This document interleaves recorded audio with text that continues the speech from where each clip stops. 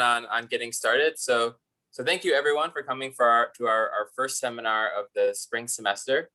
So Alex can't be here today, so I will be kind of moderating by myself. And we're really thankful to have Matin Qaim.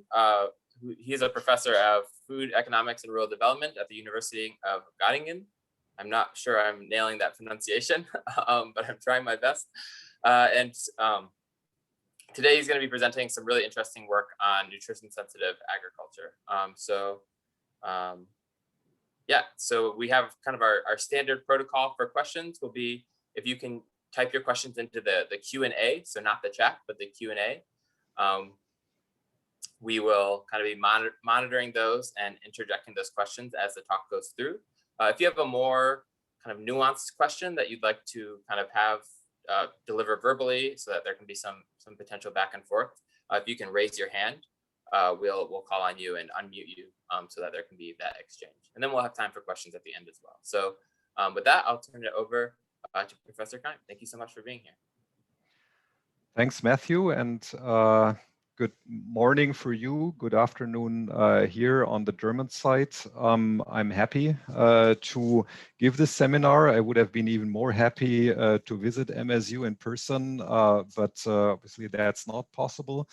The talk on nutrition-sensitive agriculture is a broader overview of some of the work that I've been doing over the last few years. I guess that some of you work in a food security and nutrition direction, or perhaps even many of you, so you're familiar with the term nutrition sensitive agriculture.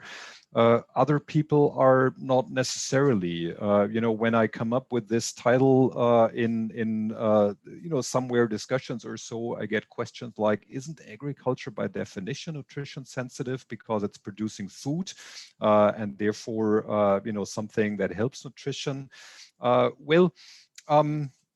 Yes, you can see it that way, but the way nutrition-sensitive agriculture is usually defined is any type of agriculture that promotes healthy nutrition for all. And when we are taking a closer look whether we do have healthy nutrition for all, we certainly know that the answer is no, we don't. We have around 700 million people who are chronically undernourished. These are the FAO data on undernourishment. We have more than 2 billion people who are micronutrient deficient. So that means they're lacking vitamins or lacking other micronutrients like minerals. And there are also quite a few people who are overweight or obese and suffer from chronic nutrition-related diseases. So looking at these numbers, we certainly have to conclude that agriculture, as we currently observe it, is not sufficiently nutrition sensitive, at least. And this is a serious issue because nutrition and health are so closely intertwined, and more than 30% of the global burden of disease, of all the health problems that we see on our planet, are directly or indirectly related to some form of malnutrition, and therefore there's certainly action required. This is not to say that other forms of agriculture are the only thing that we require in order to have a more food secure and nutritionally balanced world. No, but something in agriculture can and needs to be done as well in order to get to this goal or achieve this goal. What I want to do in my talk today is basically look at, first of all, the global perspective, a little bit of historical trends and future challenges, and after that zoom into the micro level and look what can help to make agriculture in the small farm sector of developing countries more nutrition sensitive. This is the area where I mostly work, especially in African and Asian contexts. So let's start with the global perspective. Global hunger, I've already mentioned the numbers. Around 700 million suffer from hunger. That's about 9% of the world population. And when you look at the recent numbers, and especially the effects of COVID-19, then we see that progress is stagnating. Numbers are even increasing in many parts of the world. But I don't want to talk about the pandemic effects and lockdown effects on hunger, but rather look backward and see how much progress we have actually made in terms of hunger reduction over the last 60, 70, 80 years. So today we're talking about 9% of the world population that is still hungry, but around 1950, the estimate was around 50% of the world population. And if we go further back, the early 20th century estimates, which are not very reliable, but estimates are that around 70% of the world population was suffering from insufficient intakes of calories. And against that background, we certainly have to see that progress has been made. And if you look forward, you all know the Sustainable Development Goal 2, which foresees ending hunger by 2030. We have to see, well, we may not achieve that, but at least we are getting into this dimension where a world without hunger, at least without calorie-related hunger, is conceivable and is conceivable within our lifetime. And that's a huge success, especially when we consider that the world population during the last 70 years has actually tripled. From around 2.5 billion people in 1950 to more than 7.5 billion people today. So this is the historical perspective. And of course, we need to ask ourselves, what was the role of agriculture in this? What role did agriculture play in terms of reducing hunger in the world? And the answer is a very important role, if not the most important role. What you see here on the left-hand side is the development of cereal grain yields between 1960 and today. And we see that in almost all parts of the world, cereal grain yields increased significantly. And on the right-hand side, you see the prevalence of hunger today, or the most recent estimates by FAO. And it's not a surprise and not a coincidence that you see in Africa, the prevalence of hunger still being highest with around 20% of the population. And that's the region where cereal yield growth was slowest and hardly visible actually in this time period here. And in all those regions, the other regions, prevalence of hunger is much lower. And yield and productivity growth will certainly remain important also in the future, simply because there is not, infinite land. We don't have infinite natural resources to produce food and other agricultural goods. And that means, of course, if the demand rises, we will have to also look at further yield growth. But that doesn't mean that we can't simply copy of what was done in the past and project that into the future. There are two issues in particular. The first one is the environment, because those developments here were associated with a couple of environmental problems, especially overuse of certain external inputs, chemical inputs in some parts of the world.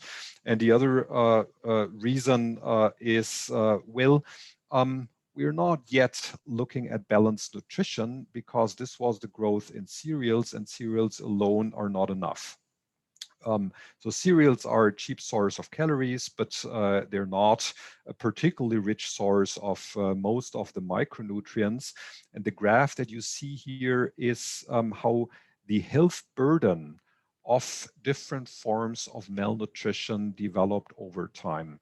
And the data is coming from the global burden of disease that doesn't go back to the 1960s or 70s, the earliest time periods where we do have decent data for the global burden of disease is 1990.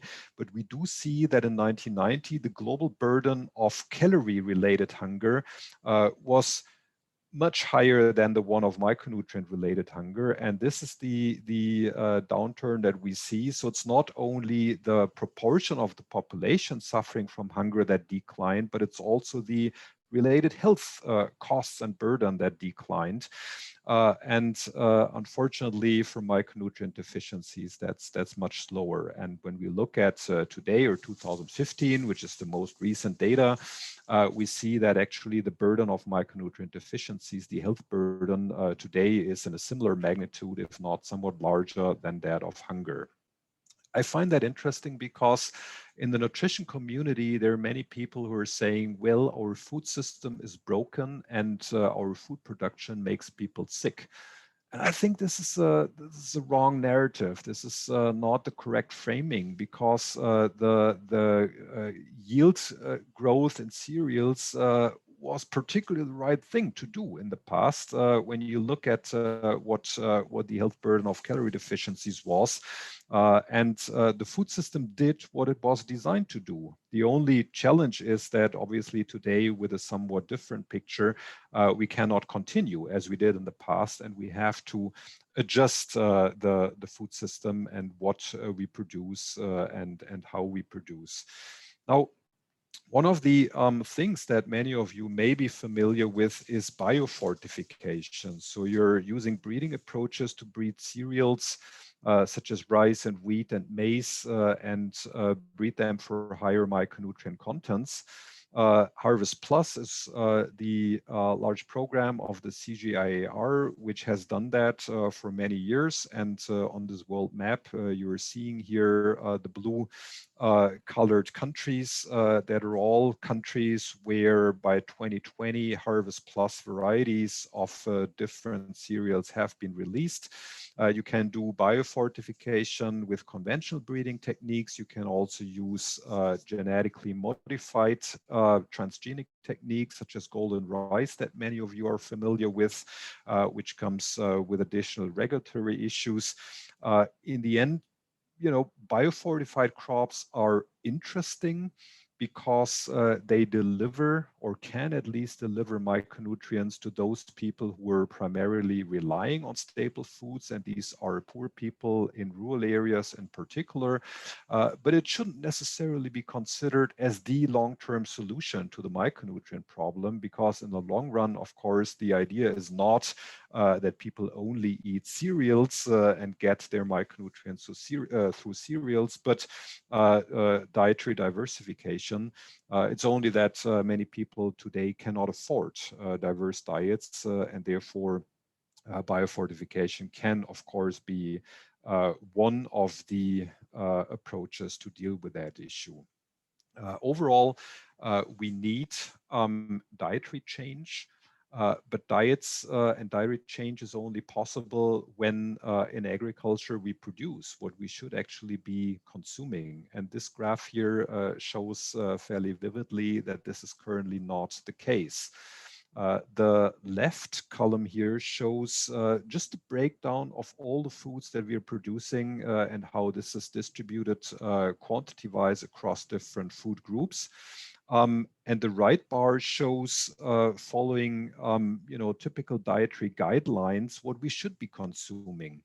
And we are seeing that, we are actually, in terms of structure, producing too many cereals. We're producing too much oils and fats and way too much sugar. Sugar is not actually occurring here on dietary guidelines because the body doesn't need any added sugar.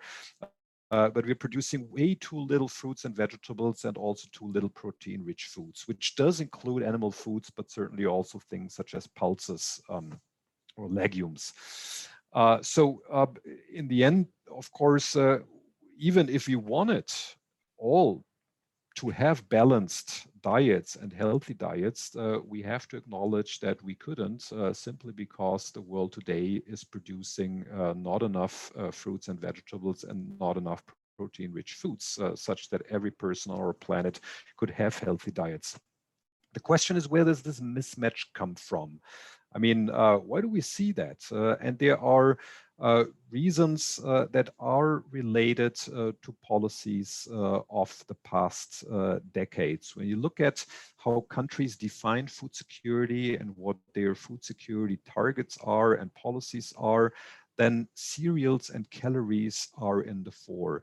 If you look at countries such as China that still defined food security to a large extent along their self-sufficiency in rice production, or if you look at how most of the countries in the world calculate their poverty lines, it's usually around what does it cost to get enough calories. And of course, I mean, this is related to production subsidies. When you're looking at where US or European or African food and agriculture policies are, there are a lot of subsidies flowing into cereals, sometimes into sugar and oilseeds, all calorie-dense foods, but not necessarily foods that are rich in micronutrients. Consumer subsidies. So when you look at countries in Africa, I mean, you often find consumer subsidies for maize or for other cereals and staple foods, but not for vegetables.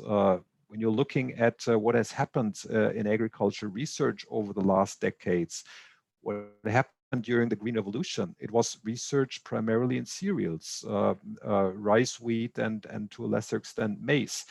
And of course, if you have those types of policies over decades in all parts of the world, then in the end, you're getting certain distortions in terms of the prices and in terms of the incentives, what farmers grow and what consumers buy and can afford. And that's obviously something where some policy change will be required. We need realignment of subsidies and research policies. And whenever say something like this, you know, the CGIAR centers that are particularly focusing on cereals, like the IRI, the International Rice Research Institute, or CIMMYT, that's focusing on wheat and maize, they're getting frightened because they feel that money will be taken away from them. That's not the point. I mean, the point is not that we need less cereals. We have population growth, and obviously we will also need more cereals, but we need to get more research money flowing into fruits and vegetables and legumes to foster diversity. And I briefly want to mention here new breeding technologies that really have an important role to play for speeding up productivity progress and neglected crops. And that's really important. I mean, you know, there are no easy ways to catch up with the progress that has been made in several cereals when you don't use the best science available. And that does include new breeding technologies as well. With this, let me get to the micro level.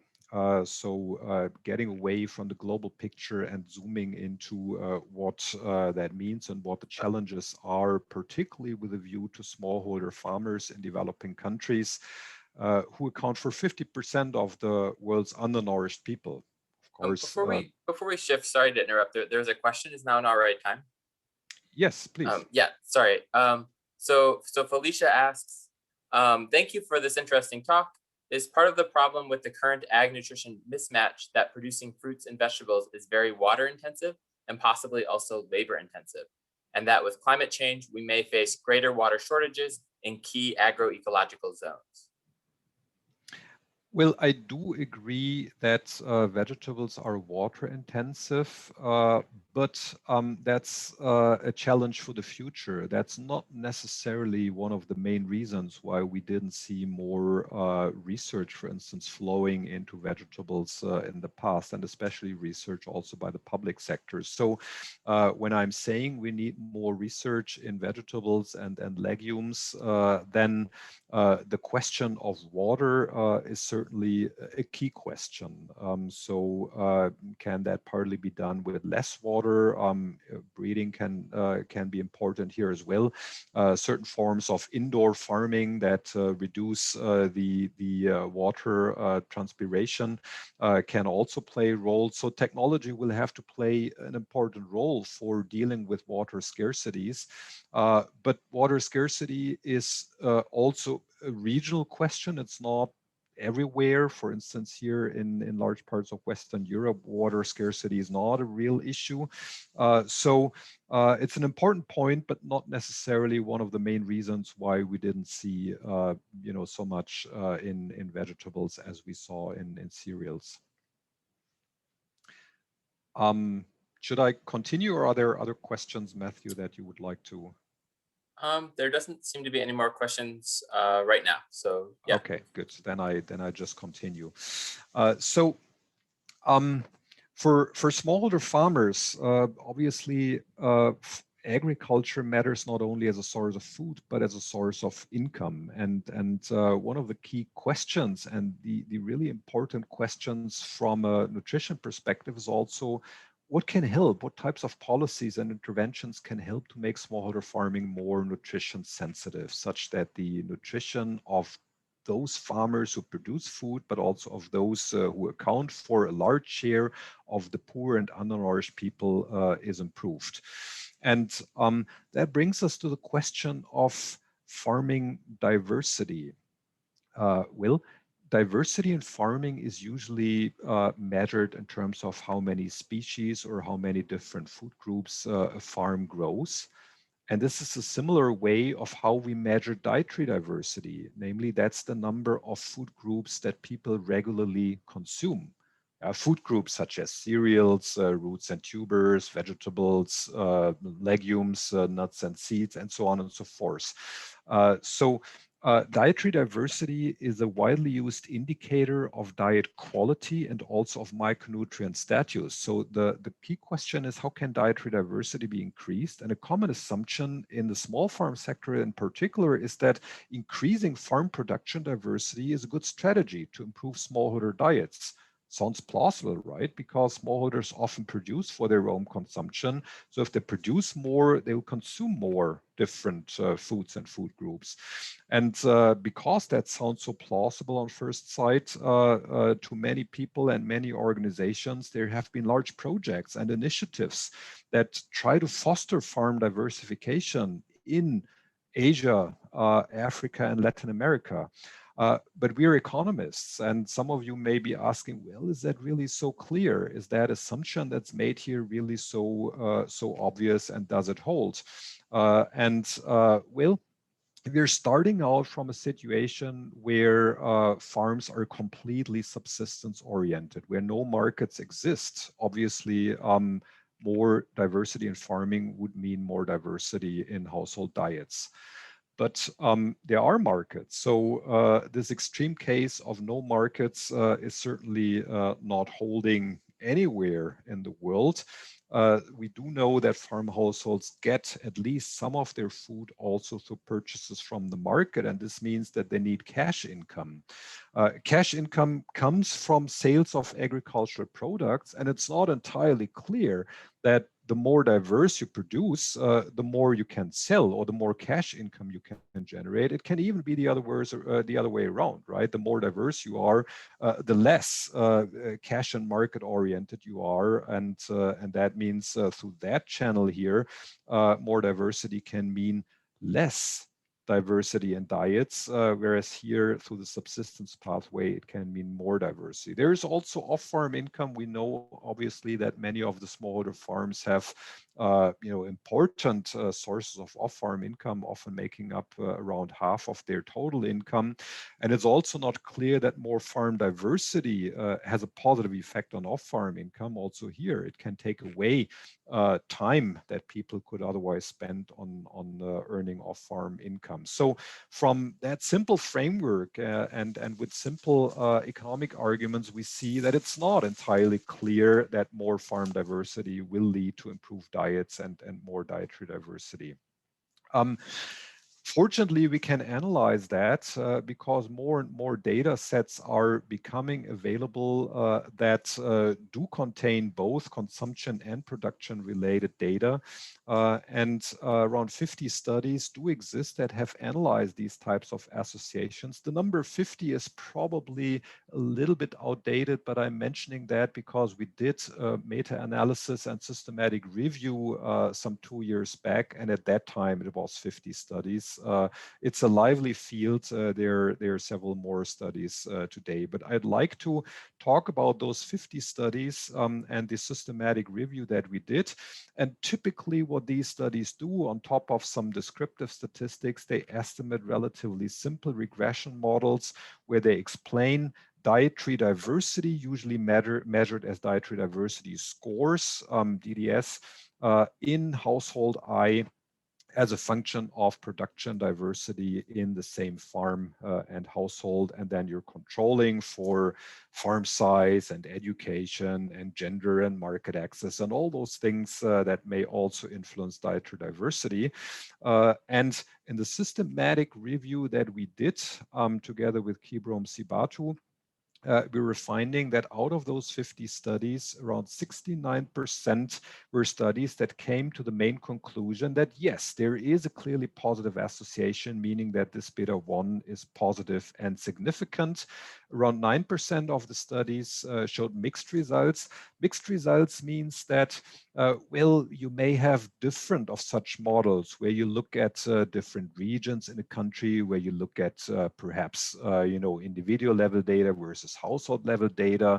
You have somewhat different measures of dietary diversity. So many of these studies have different models, and mixed means that, well, in some of the models they have positive, and in other models they may not have positive results. And in 22% of the studies, no positive association was found. 1/4 of the studies did not find positive, almost 1/4 of the studies. But these are the main conclusions by the original study authors. And we didn't only look at the main conclusions of the original study authors, but we read the full papers and we came to a somewhat different conclusion from what we read, namely that there are only 11% of the studies that clearly show positive associations in all the models that they estimate. Most of the models, about 2/3, most of the studies show mixed results, and around 24% show no positive association.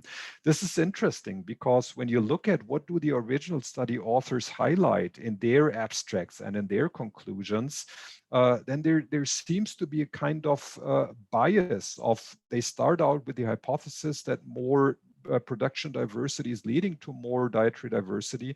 But in the end, that's what they highlight because they find that in some of their models, but they don't highlight that in several of their other models, they don't find that. So there is a kind of bias in what's highlighted in the studies.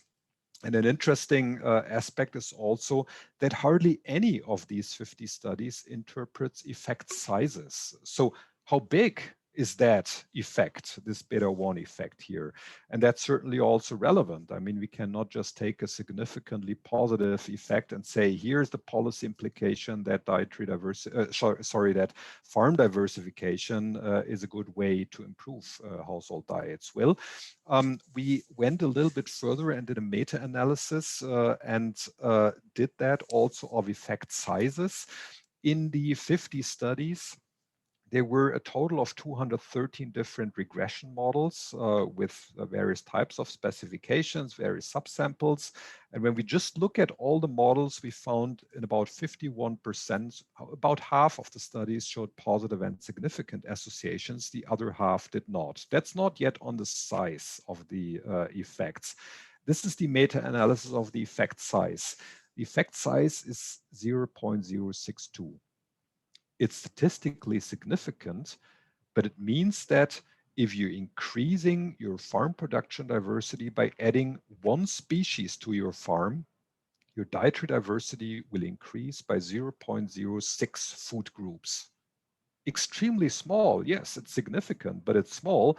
It basically means that if you want to increase your food consumption by one food group, by one full food group, you would have to add 18 species to your farm production, which is incredibly large. I mean, who would add 18 species? So it's a tiny effect that we're estimating. And one may argue, yeah, but doesn't that differ from one situation to the other? It does.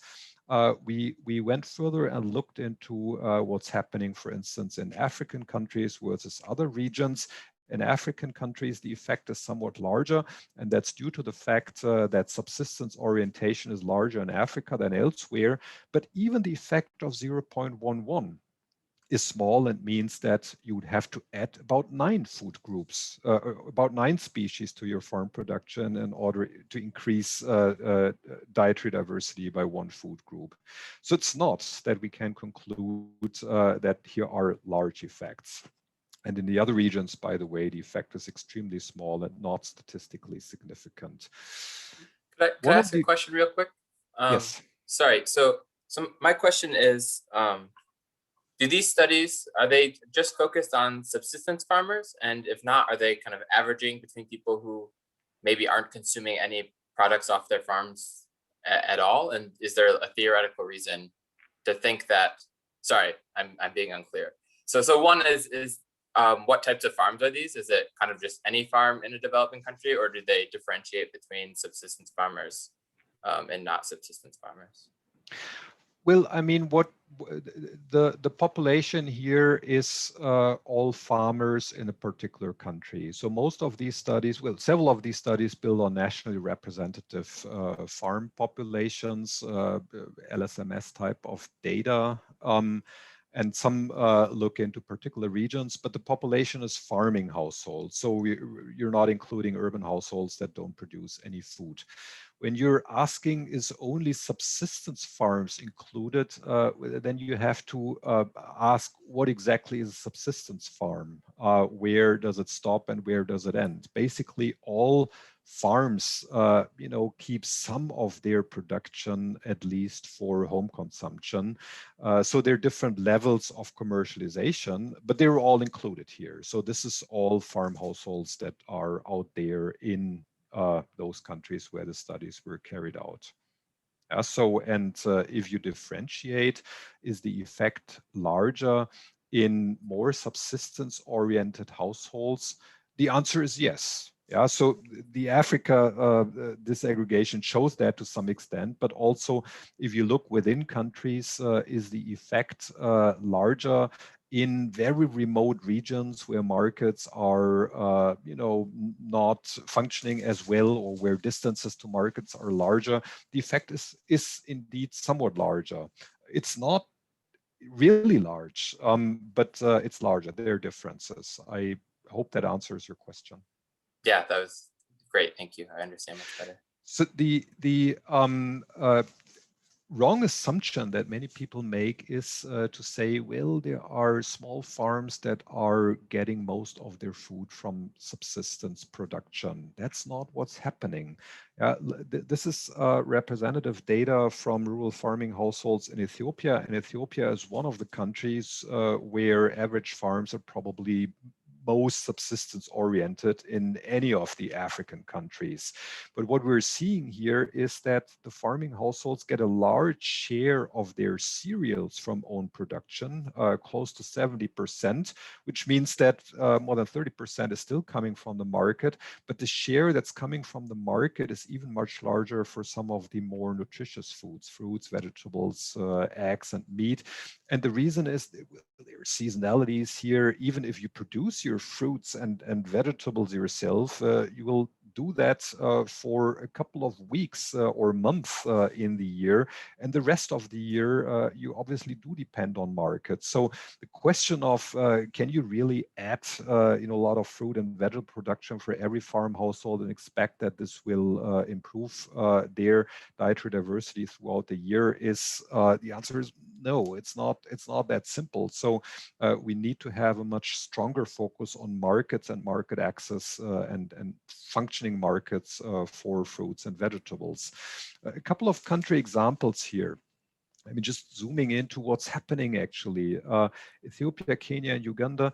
The first row here in this table shows the number of different species that the average farm in these countries produces. And that's 10 or more species that they produce on very small areas, less than 2 hectares, sometimes even less than 1 hectare. They're producing more than 10 different species. So these farms are extremely diverse. And they're not so diverse because they want to be so diverse or because they all believe that being diverse is great. It's mainly a risk coping mechanism. I mean, if you're living in risky environments where production risks in terms of weather and pests exist, where market risks in terms of prices, price risks exist, I mean, that's when you're being diverse. But if in these situations you're pushing towards further increasing production diversity, adding another 1 or 2 or even 10 species, which is just not possible and would certainly thwart market potentials and perpetuate subsistence. And this is data from Kenya where we disaggregated the different pathways. We're seeing here, this is the total effect when you're adding one species to your farm. This is the total effect on dietary diversity scores. You're seeing that the subsistence pathway has a larger effect, but there's a negative effect to the market pathway. And that's something that we need to keep in mind. So what you learn from this evidence, we need more diverse food systems. That's what I stressed from the macro perspective, but that doesn't mean that every single farm household needs to maximize farm diversity. So the optimal level of diversity is a question of scale. When we need diverse systems, it doesn't mean that every single unit in the system has to be extremely diverse. And when we are asking how then can we make smaller farming more nutrition sensitive? We're realizing, well, market access and market functioning are actually more important elements, and technological innovations can help in many respects as well. And those are things that I would like to focus on in the remaining part of my lecture. So let's look at, yes. Sorry, can we just address a couple questions Sure. before that? My Wish asks, how do you control for seasonality in the meta-analysis? We don't, because most of the data sets are not that they take seasonality into account. This slide here, this accounts for seasonality. Data for Ethiopia is data that are collected over an entire period and where seasonality is taken into account. In the paper that I'm citing here, we are looking much more into seasonality aspects, which obviously cannot be seen in this slide. But in the meta-analysis, we don't. So that's one of the, I would say, research implications to draw out of that, understanding seasonality much better, because a simple cross-section snapshot at a particular season may certainly not tell you the full picture. And then David had a comment. He writes, really excellent approach, read the paper carefully and determine what the balanced set of conclusions really should have been. All too common that researchers cherry pick the most interesting findings. Also love the focus on effect size, which is strangely uncommon in much research. And then I had a question, or more of a clarification on the negative market impact. Could you switch to that slide that shows the negative effect? Yes, this one. The market channel. So I just want to see if I'm understanding correctly. So is the idea here that if you switch to a more diverse farm, that's kind of lowering your profits, which is then going to kind of affect your consumption through an income effect, or is that not correct? Yeah, I mean, what we did here is we collected data, that's primary data that we collected ourselves on farm production diversity and on what households consume and from what sources they consume. So when you're seeing that when they're adding one species in the end, in the total sample, that leads to an increase in what they get from subsistence. That's what we would expect, right? The magnitude is small, but at least it's larger than the total effect. That's what we would expect. If you're adding something to your farm, it's likely that you'll consume at least some of it. The fact that it's much smaller than one, can A, be due to seasonality, and can B, be due to the fact that when in Kenya, in the region where we collected the data, for instance, households are producing eggs, just to give you one example, it doesn't necessarily mean that they would consume eggs on a regular basis. They may just sell the eggs because it's generating some cash. Yeah? So producing does not necessarily mean that everything is consumed. The question, why is it down for the market? Well, certain things that you produce, you would not, buy necessarily from the market, and then indeed, I mean, it can be that you have a certain negative income effect, as you correctly pointed out, cash income effect at least. Because when you're producing for your own consumption, you're not generating cash with that. And that means you cannot fully exploit your comparative advantage of doing what you're good at and what you should probably specialize on. Great, thank you. And Titus had a question. He writes, it appears that production diversity could be a proxy for degree of subsistency. The question is whether this level of diversity would be sufficient to meet food security in developing countries. What is the role of large-scale commercialized operations? I mean, most of the, first of all, I agree that in certain situations, diversity could be taken as a proxy for subsistence orientation, but not always, because there are situations where diversity is fostered through market incentives. When you create and improve the functioning of markets for diverse foods, for indigenous types of vegetables, when you improve the market functioning for perishable foods, then obviously that creates new incentives for farmers to also produce these perishable foods and sell them in the market. Yeah, so that means if you have well-functioning markets for diverse foods, then farmers don't necessarily only specialize. It can also be that they become more diverse. The only thing is when we only have well-functioning markets for certain foods, namely cereals, then of course farmers who are more and some cash crops, then farmers who are market oriented would specialize on these things. But I do think that an important element to foster diversity in the system is to make markets for diverse foods function better. And when you look at what's happening in Africa, I mean, markets for many of the perishable foods, they're just not working very well. And that's the thing where I think we really need interventions. Great, thank you. Should I continue? Yes, please. Okay, so I get to the commercialization question a little bit more specifically with an example here, the relationship between commercialization and nutrition. This is also data from Kenya. It's actually the same data that we used for the other graph that I showed you. This graph is showing levels of undernourishment in terms of calories and several micronutrients for more commercialized and more subsistence-oriented farms. And you may not find it surprising that the more commercialized farms are doing better in terms of nutrition. So they have lower levels of undernourishment. But of course, I mean, we shouldn't overinterpret that in terms of causality, because that's just descriptives, and they may be the larger farms, they may be the better educated ones, or what have you.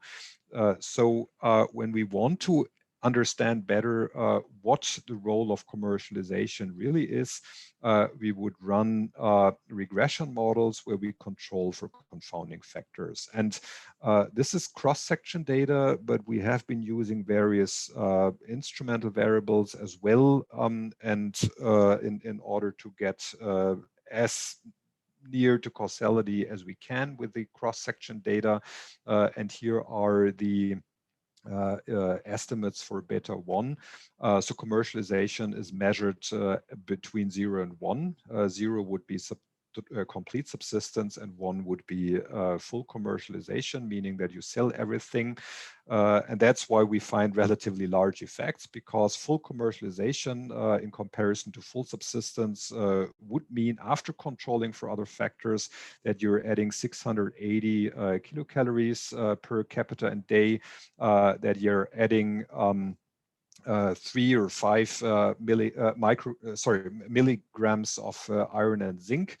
And those are statistically significant. For vitamin A, it's positive but not significant. But overall, we can say that after controlling for other factors, the diets improve. So commercialization seems to be good for nutrition. Now, the interesting question is the pathways. When we look at what do households get from purchased and from subsistence food, we're not surprised to see that more commercialized households get particularly more of their nutrients from purchased food. And here also for vitamin A, we have a statistically positive and large effect. Perhaps more surprising is that usually we would expect that more commercialized households get less of their nutrients from subsistence production. And the interesting thing is that we don't see that. Most of the effects are not significant, but they're not negative.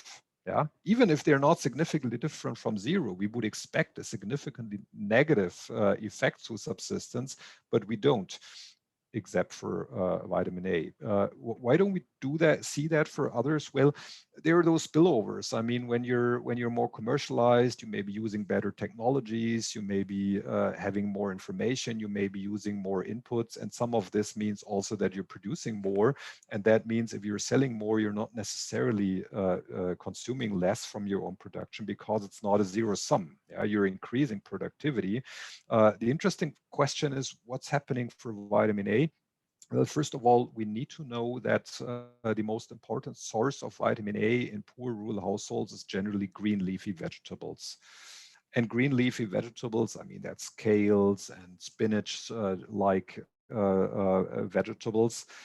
They are mostly produced indeed for home consumption, and the markets for these green leafy vegetables are not well developed. And this means when households commercialize more, they're producing less of these little things that take away time. They're growing less and they're getting less vitamin A.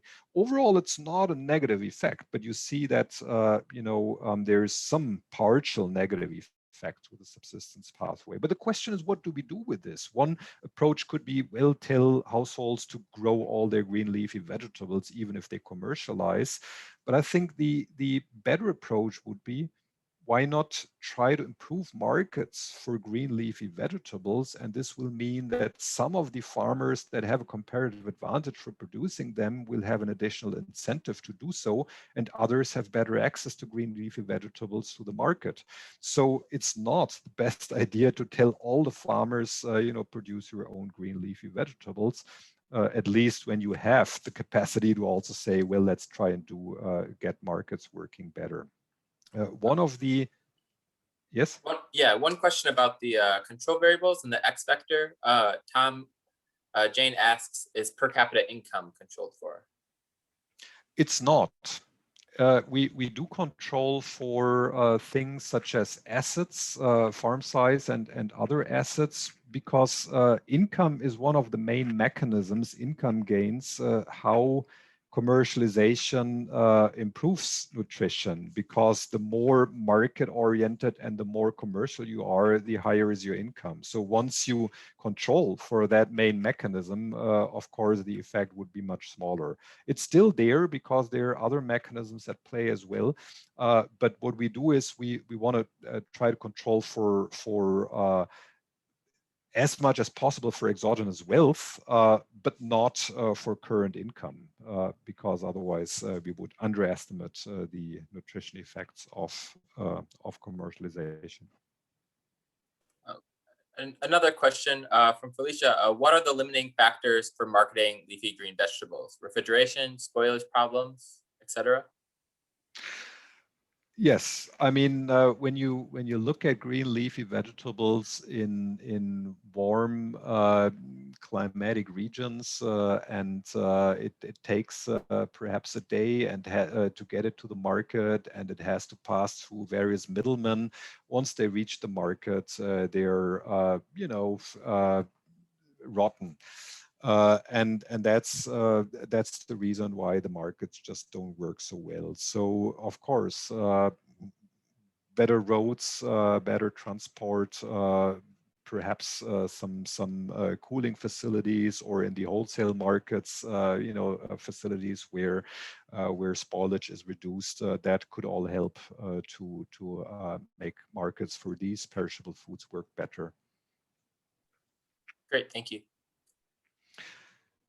So one example, and that's also related to Kenya, is there have been supermarkets in Kenya for a couple of years buying green leafy vegetables from farmers through contracts. So those are marketing contracts where farmers can sell directly green leafy vegetables to supermarkets. And obviously that's an incentive for these farmers to grow and sell more of these green leafy vegetables. And we have several rounds of panel data collected here in this region of Kenya, where we show that farmers who have access to these contracts benefit significantly in terms of higher incomes.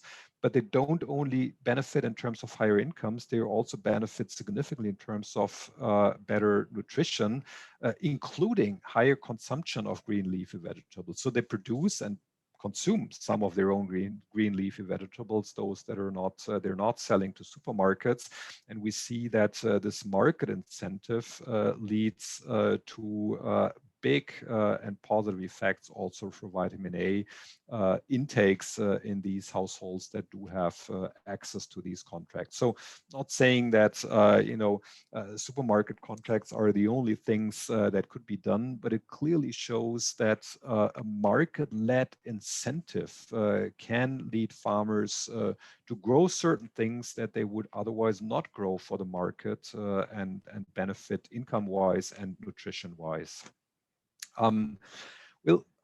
There's one interesting aspect that we also did with these supermarket data, and that's trying to understand a little bit better the mechanisms. I mean, one of the mechanisms is the income effect. Of course, when you're more commercializing, then you expect positive income effects, and that'll improve your economic access to food and improve nutrition. There is the other pathway through what are we producing on your farm. When you're producing more vegetables, that's good. When you're producing more tulips or roses, it may not be so good. It depends, of course, what you're producing for the market. But an interesting aspect is also gender roles, because we know in this study we're showing it, but also in many other studies, that commercialization also often goes abreast with women losing control of farm income. More commercial orientation often yields more male dominance. And that wouldn't matter for nutrition if male and female controlled income would have the same effect on diets and nutrition, but it doesn't. Oftentimes, female-controlled income is shown to be more positive because females spend more on food and nutrition than males. So there's a pathway here where commercialization may possibly have a negative partial effect on diets and nutrition. And that's exactly what we show with our data from Kenya, that supermarket contracts lead to higher nutrition, they lead to higher vegetable production, but they lead to females losing or partly losing control of the income that they were previously controlling. And when we look at the total effects and partial effects on household diets, this is the total effect now expressed in percentage terms that we already saw on the previous slide, but this is composed of a more positive income effect and a negative gender pathway. So of course, the conclusion should not be keep households in subsistence in order to prevent females losing income control. But the message is obviously, well, we need to be aware of some of these gendered patterns and try to improve commercialization without females, so strengthening women in the process of commercialization, that would help potentially to not only empower women, which is certainly important in its own right, but also help avoid these negative partial effects for diets and nutrition. A little bit on technologies, gender, and nutrition. I mean, it's a newer area that agricultural economists are not only looking at income and then automatically saying, well, it's also good for food security. Of course, income is not the same as food security. It's an important factor, but there are other factors. And here we did research around different types of technologies. And one of the technologies I would briefly like to talk about is mobile phones. Probably many of you know that there has been a mobile phone revolution in Africa with adoption rates by now of 80% and more, even in rural areas, meaning households that use mobile phones, simple mobile phones. This improves the access to information, the access to markets. It's also a platform for other innovations, including mobile money and credit and different other follow-up innovations. What we did, and this is panel data from Uganda, where we estimated the effects of mobile phones on income, nutrition in terms of dietary diversity, and also on women's role, which we measure here in terms of the asset ownership and control by women. And we see significantly positive effects of mobile phone use on these variables. How are women's roles improved through mobile phone use? Well, women are often particularly disadvantaged in their access to information markets. And of course, when you are coming from those constraints, the ability to have a technology such as mobile phones that lowers these constraints is having a larger effect for women than it's having for men. We also have gender disaggregated data who actually within the households is using the mobile phone. And we are seeing that the income and nutrition effects are larger when females are using the mobile phone than when males alone are using the mobile phone. They're also positive, they're not significant. This is probably due to the fact that we use household fixed effects panel estimators, and the variation is not that big in terms of mobile phone use, so that I wouldn't over-interpret that as males using mobile phones has zero effects. But the interesting thing is that for females, it's so much clearer, larger, and more statistically significant. And I think this is evidence that females and households can benefit over proportionally when females have access to these technologies and use them on a regular basis. Of course, also agricultural technologies are interesting and should be analyzed more in a nutrition dimension. I mean, the typical ag-econ studies on agricultural technology adoption look at yields and income effects. Explicit analysis on the effects of what does it mean, certain technologies that farmers use for their diets and nutrition. There aren't that many studies. Of course, it's a lively field. More and more studies are coming, but it's a relatively new field. And recent evidence that we have partly contributed to is showing that, of course, well-adapted innovations in the small farm sector, including new breeding and agronomic technologies, can be quite crucial to increase resilience and food security in these households. This is just one example. Probably many of you know that for many years I have done studies on the effects of BT cotton in India, and we have looked at various outcome variables, including some diet and nutrition related variables where we do show positive effects. But I'm not showing this example or this table here in order to argue that BT cotton is the wonderful technology to improve diets and nutrition. Of course, it's not. It's just showing you that, we should probably in the analysis that we're doing not only look at yields and income, but go a little bit beyond and understand what it means for diets and nutrition, because sustainable development goals have various dimensions, and income is not all that matters.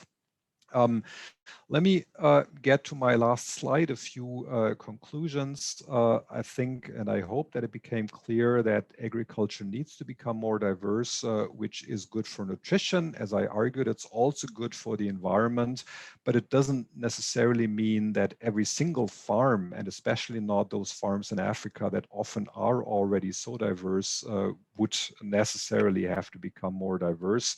Often smallholders are often too diverse, at least in an African context. And improving market access, I hope that also became clear in market functioning, especially for diverse and perishable foods, and strengthening women's role are key factors for improving the nutrition sensitivity of small farming. Better functioning markets, by the way, also help to speed up technological innovation. So research implications are that analysis of diet and nutrition effects of agriculture interventions are still a new field. And I think both in terms of methodologies and in terms of empirical evidence, we are only just at the beginning. And that's looking at the agriculture and nutrition links. Of course, there's a third link, namely the environmental link, human and planetary health. And I think that's also something that we as agricultural economists should contribute to. Thanks so far, and I hope there are a couple of additional questions that we can discuss.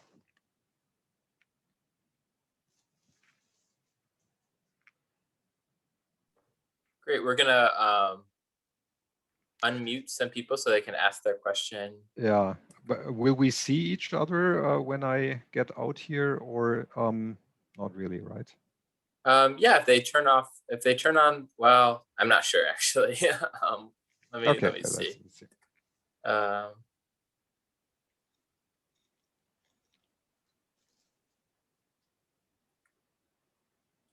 So Scott, if you can unmute.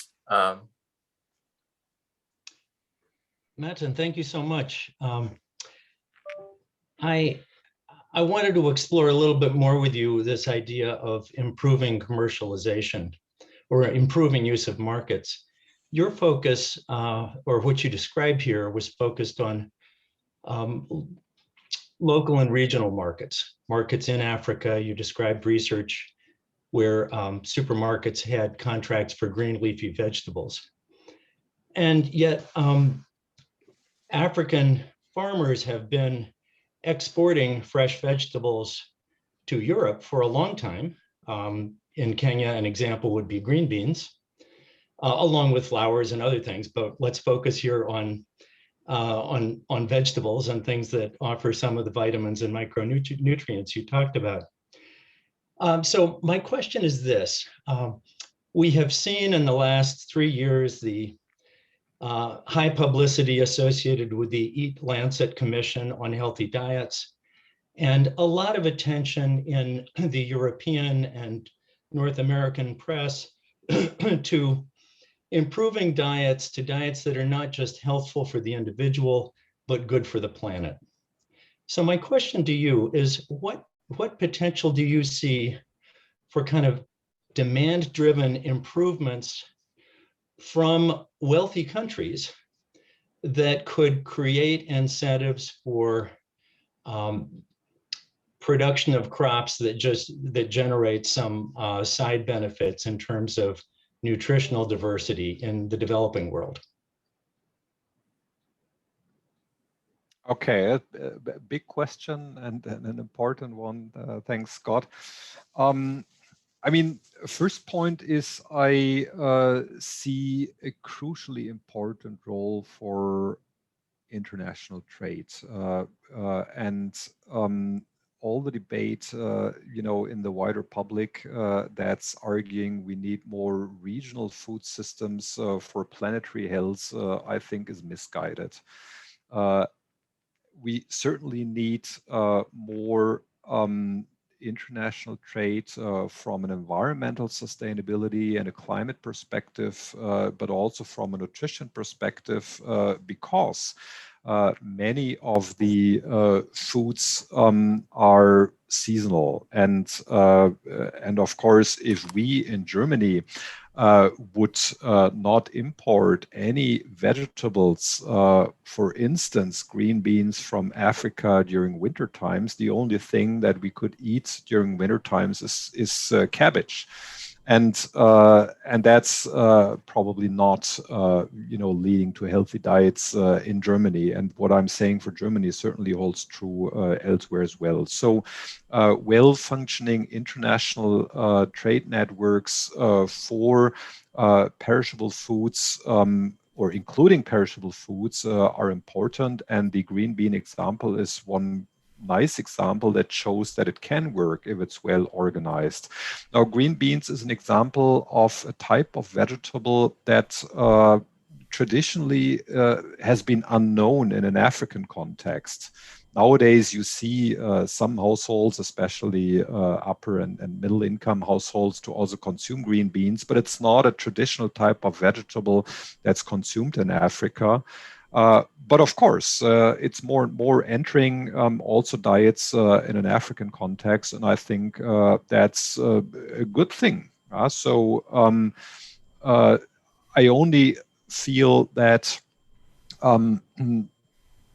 having well-functioning trade networks for perishable foods is a little bit challenging, because often it's coming by air freight, and of course, air freight does mean, if we do much more with air freight, it does mean lots of more carbon emissions. But from Africa, things can also be done by ship to Europe, much easier than to the US. I'm not sure. That's probably answering your question only partly, but I do think that trade does play a role, and trade can also play a role in terms of influencing what is grown and what type of market incentives occur for local farmers when we're starting to buy green beans from Kenya, for instance. Scott, let me know if I misinterpreted or if you want to. No, you hit the nail on the head. Although one aspect I'm curious about, I have observed in a number of countries that export products, that including flowers and vegetables, all kinds of things, that you find a lot of local availability of those products at quality levels that are just below export quality. Mm-hmm. So, in the Quito, Ecuador airport, you can get fantastic prices on beautiful roses that just fall short of export quality. Yeah. And likewise, or actually, I should say, on the streets of Quito, you get great prices. And I think the same, but by extent, there are many other examples like this, including in Kenya, green beans that are sold that didn't make the export cut. So mm-hmm. I'm kind of curious about the indirect effects on local nutrition of participation in markets, in global markets, and in particular, the kind of leading consumer model leader role that people in wealthy countries can play. Yeah, I hope one of the leading roles is that not every country in the world should reach the meat consumption levels that we have in the US or in Germany. So that's also a lead role. Yes. Which, but yes, globalization per se, obviously, to some extent, comes with. In that context, it's always seen in the wider public that it comes with westernization of diets and all people just eating hamburgers and French fries. But obviously, globalization also means that people in Kenya start eating green beans, and we're starting eating okra or other things from other parts of the world. So I think it can certainly and does add to dietary diversity. One of the challenges with the examples, be it roses or green beans, obviously, is that, and also supermarkets in domestic supply chains, they are generally having an incentive to do more business with medium and larger scale farms. And obviously that can lead to bypassing and marginalization of the smallest farms, which I wouldn't see as a problem just from structural change, because I don't think that the romanticizing small farm view is necessarily a good one, but it depends on what are the alternative employment opportunities and income earning opportunities for those small farms that are further marginalized.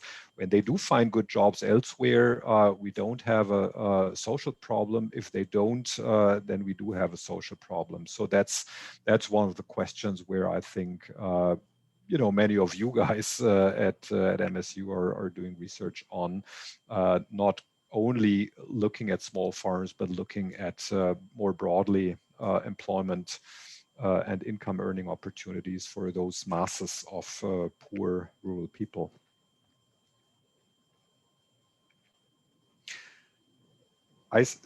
Matthew, are you still moderating? Yes, we have okay. Yeah, we have a question from Tom. If you can unmute, Tom.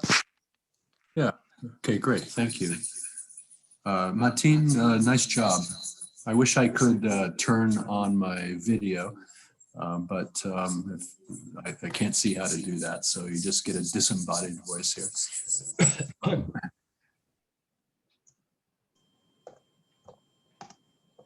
Feedback. It looks like it's ended. Okay, great. So my question for you is that I agree about the importance of markets. I'm glad you emphasized that in your talk. And one thing I can attest to is having lived for a couple of years in a very remote area of Ghana. Yeah, there were times of the year where there was very little diversity in the local markets that one could get foods from. And I wondered if you had done any work that would help us understand how food retailers operating in these markets in remote areas, how they would learn about the latent demand for kinds of foods that weren't already sort of among the 12 to 15 groups that were commonly consumed in the village. So what's the process of how markets respond to a latent demand for an expanded diversity of products that historically haven't been there before? I mean, when we think about markets in rural areas, we often think about how do the products that farmers produce get out of the place into the urban centers. And I think one of the things that we need to think much more about is also how do products from elsewhere reach consumers, farm households and other consumers in rural areas. And I don't think that there are good examples where fresh foods, vegetables and fruits that are not produced locally in a rural area are moving into the rural area. So you have in rural areas a serious seasonality problem because you're producing certain things during a certain season and prices are low. And in other parts of the year, households have very bad access to these types of foods. And I know it's not yet answering your question, but I think we need to seriously think about how to improve access for rural households to some of those foods. And I think as long as infrastructure is bad and it's difficult to move around perishable foods, probably access to fresh fruits and vegetables in particular, dairy and meat has less seasonality than fruits and vegetables. But for fresh fruits and vegetables, the quantities to move efficiently out to rural areas are too small that it would be a lucrative business model for entrepreneurs to do that. And therefore, probably processing and preservation is at least in the short and medium run the only way of getting some of these more nutritious foods on a regular basis out to rural areas. Tom, is that in any way addressing the question? Yes, Matin, thank you. Yeah, I suspect that things like rural electricity to allow cold storage would probably also be a part of it. Yeah. Yeah. Yeah. But thank you, Matin. Titus, did you have a question? Yeah, I had a question, but I was gonna wait. But if nobody else is asking a question, I can ask now. So. Okay, let's go to Felicia, and then we'll come back to Titus. Oh, I've already asked Matin 2 questions. Titus, you can go first. Yes. Okay, so I'll go quickly. So I agree with your thesis and your recommendations, especially to the question by Scott Swinton, which was really looking at the dynamics between what is produced in a developing country context and where they sell it in developed countries, and the lack of diversity that may exist in those countries that may be producing some of the goods that allows for the product diversity in the countries that they export to. So I agree that trade is an answer to the question, but partially so. And part of what I'm thinking about, and I saw your paper in PNAS that was looking at the same issue. And I think that in that paper, you guys mentioned that it is possible to have product diversity in some context and make a difference. But for farmers in developing countries, what really matters more than anything else is access to markets and the possibility and the flexibility they get from being able to increase their purchasing power ability. So they don't have to produce the product. If they have a good level of income, they can purchase the products that they don't produce. And by so doing, they can improve their nutritional level. Now, my question relates to how to make trade work to allow for the income of farmers in developing countries to rise to the level where they can actually have more options to consume the high quality products that they produce for the export market. So I'm just wondering what your thoughts are on what needs to change with the current trade rules and regimes that makes it very difficult for people to take advantage of product diversity in their home country if it's a developing country that is selling to Western or European countries. So how can trade be a solution? How can it be fair enough to be a solution?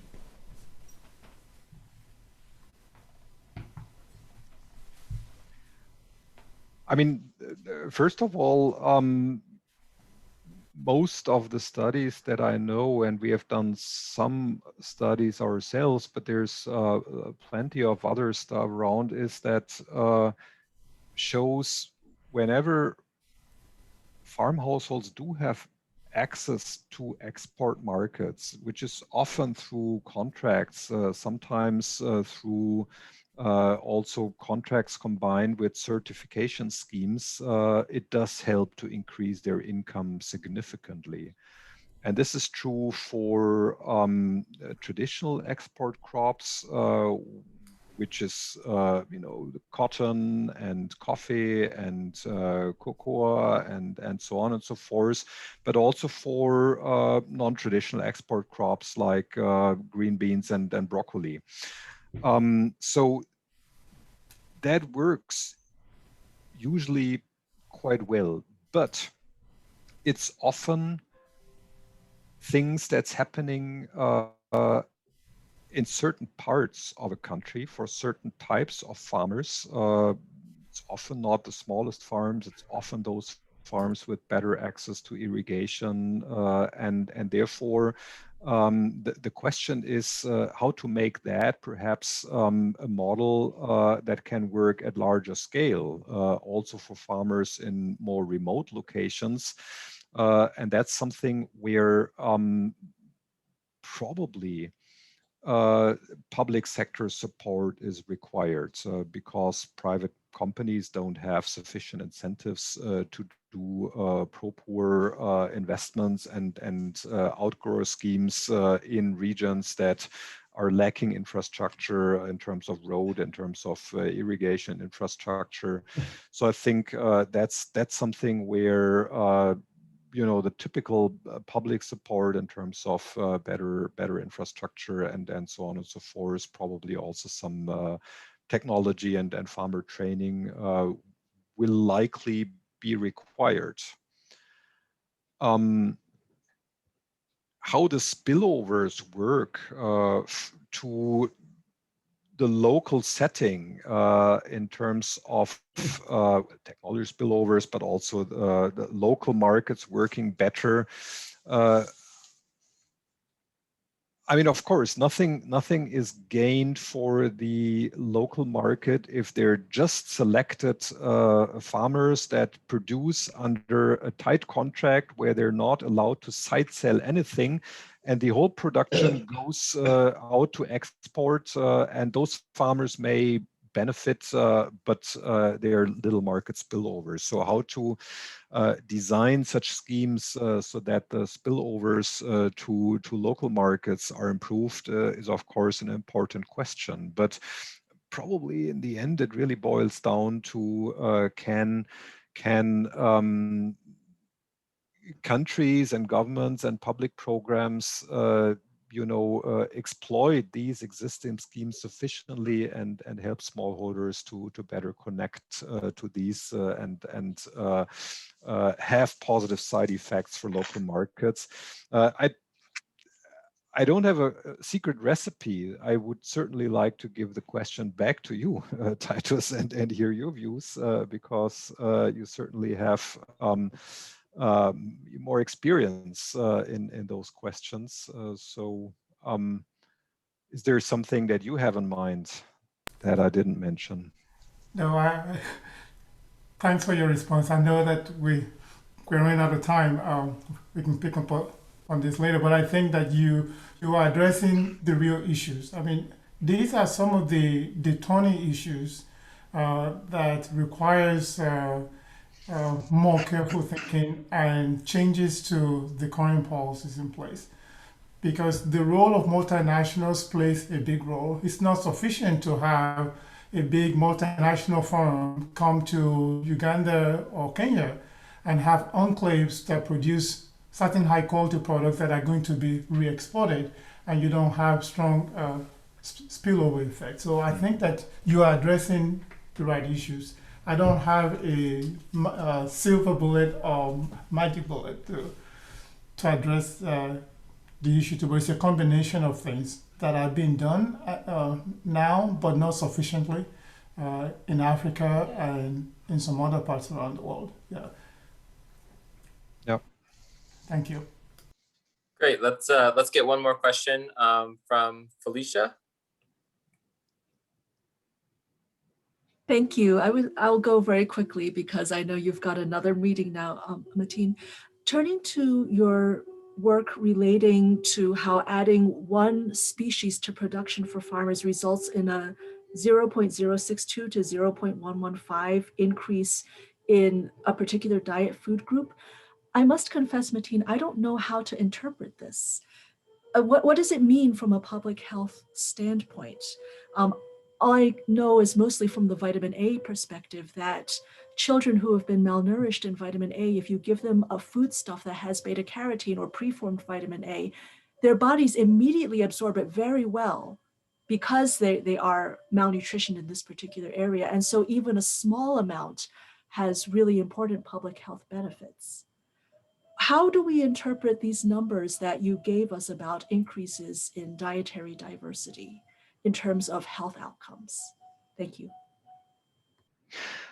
Well, I mean, when you look at the typical dietary diversity in rural Africa, it depends a little bit on whether you're looking at a 24-hour definition, so how many food groups are consumed in 24 hours, or whether you're looking at 7 days.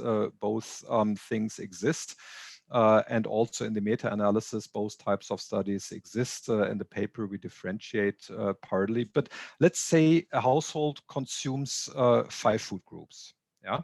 The question, what does the 006 means, is that when you're adding one species to your farm, so on top of the maize and the sorghum and the tomatoes, farms grow an additional crop, namely kale. In the end, on average, it will add to the 5 food groups that they consume anyway, 0.06 additional food groups. So almost nothing. Even though this is statistically significant, you're getting through the adding a species on your farm, you're getting 5.06 from 5 to 5.06 food groups that you consume on a regular basis. And that's my point. I mean, it's so small that in order to have a larger impact, so that you're really getting from 5 to 6 or to 7 food groups, which would make a difference in terms of nutrition and health, you would have to add so many species that we have to conclude that at least on average, it cannot be the most effective strategy to say, let's improve dietary diversity through letting all farms grow more species. That cannot be the thing, given that on average, the effects are so small. And this is not to say that in very specific situations, it cannot be a larger effect. Of course it can. So these are large nationally representative household data sets where we can just conclude it cannot be the general strategy. For a targeted program, it can make sense if, in a certain region's household grow an additional species, but it shouldn't be the general strategy to tell every farm household, do grow more species, and that'll have positive effects, or notably positive effects, for your diets and nutrition.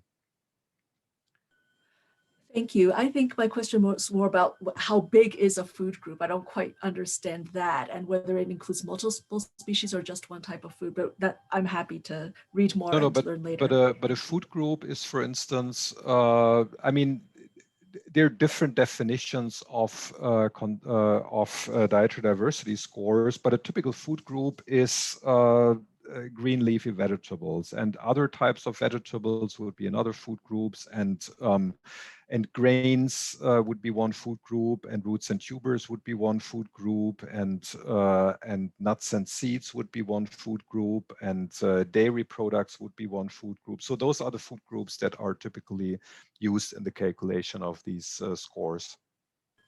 Wonderful, thank you. Mm-hmm. Great, thank you so much for everyone joining. We can kind of give a virtual round of applause, and then Matin has more meetings this afternoon. So thank you so much for joining us. That was a really informative talk. Thanks for having me. Just I go back now to the